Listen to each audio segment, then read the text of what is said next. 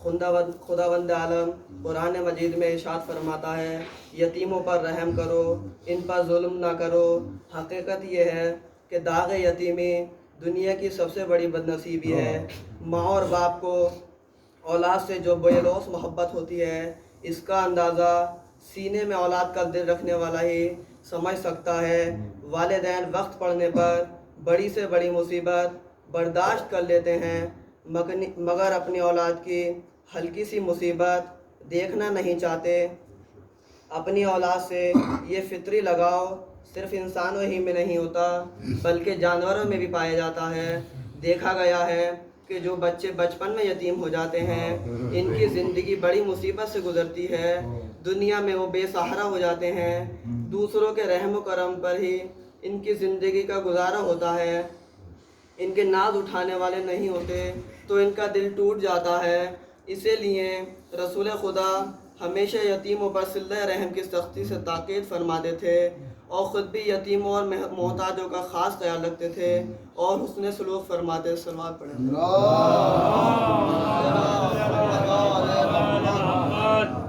ہائے افسوس جو یتیموں اور محتاجوں پر ساقط مہربان ہو۔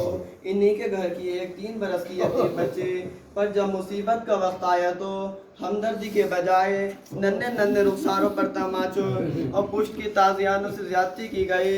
سینے میں اولاد کا دل رکھنے والوں، سکینہ کے ماتم داروں، آج حسین کی اس یتیم بچی کے مصائب سنو اور دل کھول کر آنسو بہاؤ۔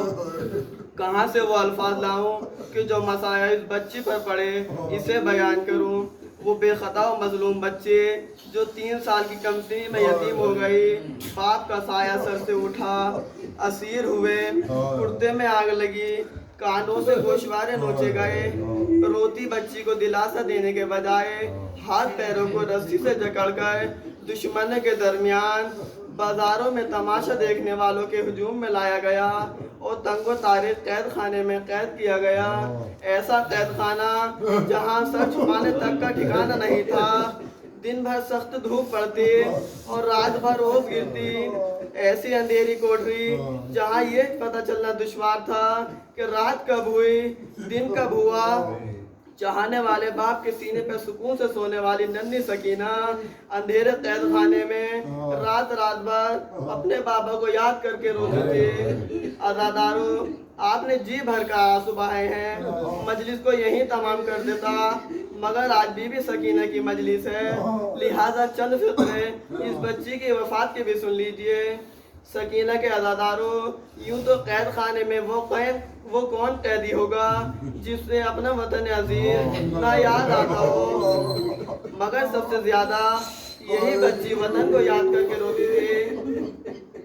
منقول ہے کہ جب شام ہونے لگتی، چڑیا چہچاتی تو سکینہ بی بی جناب زینب سے دریافت کرتی، بی جان یہ طاہر کہاں جا رہے ہیں؟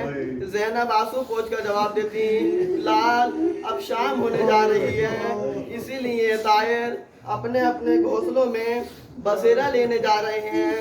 یہ سن کر بچی کی آنکھوں میں آنسو بھر آتے، پھوپھی جان ہمیں اپنے وطن جانا کب نصیب ہوگا؟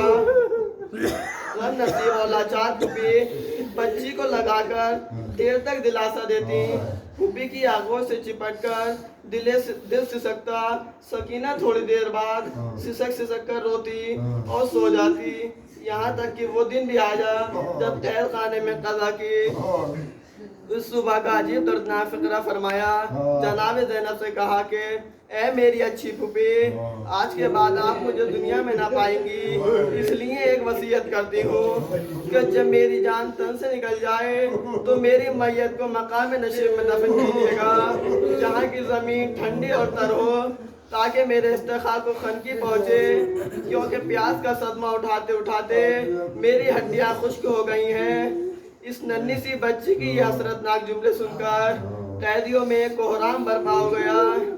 چنانچہ جب سکینہ نے قضا کی تو وصیت کے مطابق بیمار کربلا نے میت کو نشیب میں دفن کیا۔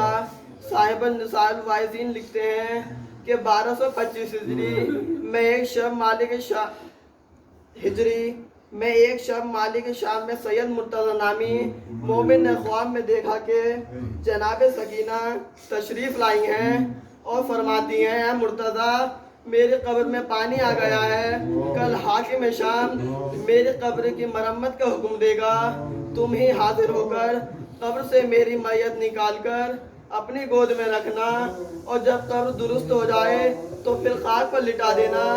سید مرتضی کہتے ہیں کہ جب میں خواب سے بیدار ہوا تو کسی نے دروازے پر دستک دی، دریافت کرنے پر معلوم ہوا کہ حاکم شہر نے بلایا ہے۔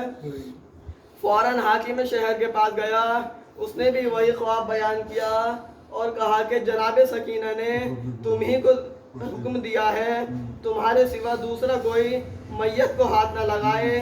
سکینہ بی بی کے عزاداروں خون کے آنسو رلا دینے والا واقعہ سنے۔ سید مرتضی حاکم کے ہمراہ شہزادی کی قبر پر گئے، تھوڑی دیر کے بعد جب باہر نکلے تو سر پیٹتے ہوئے دہاڑے مارتے ہوئے روتے ہوئے نکلے۔